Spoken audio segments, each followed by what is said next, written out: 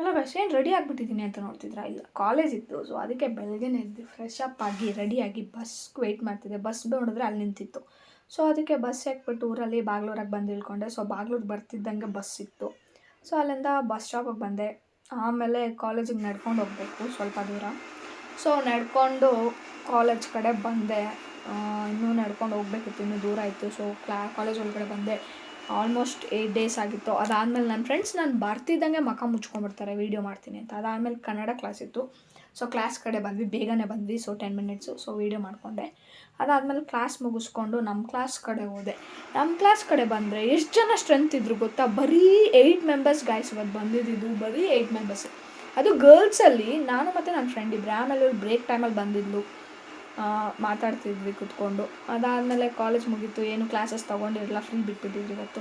So ಅದಾದಮೇಲೆ bus stop ಕಡೆ ಬಂದೆ. ಎಷ್ಟೊತ್ತು ವೆಯ್ಟ್ ಮಾಡಿದ್ರು ಬಸ್ಸೇ ಬಂದಿಲ್ಲ. ಅದಾದಮೇಲೆ ಬಸ್ ಬಂತು. ಸೊ ಬಸ್ ಹಾಕಿ ತಿರ್ಗಾ ಬಾಗ್ಲೂರಿಗೆ ಬಂದೆ. ಬಾಗ್ಲೂರಾಗೆ ಇಳ್ಕೊಂಡೆ. ತಿರ್ಗಿ ಊರು ಬಸ್ ಬಂತು. ವೆಯ್ಟ್ ಮಾಡ್ತಿದ್ದೆ. ಅದಾದಮೇಲೆ ಬಸ್ ಸ್ಟಾಪಿಗೆ ಬಂದೆ ಊರಲ್ಲಿ. ಸೊ ಹಾಗೆ ಮ್ಯಾಗಿ ತೊಗೊಂಡೆ. ಮ್ಯಾಗಿ ತಿನ್ನಬೇಕು ಅನಿಸ್ತಿತ್ತು.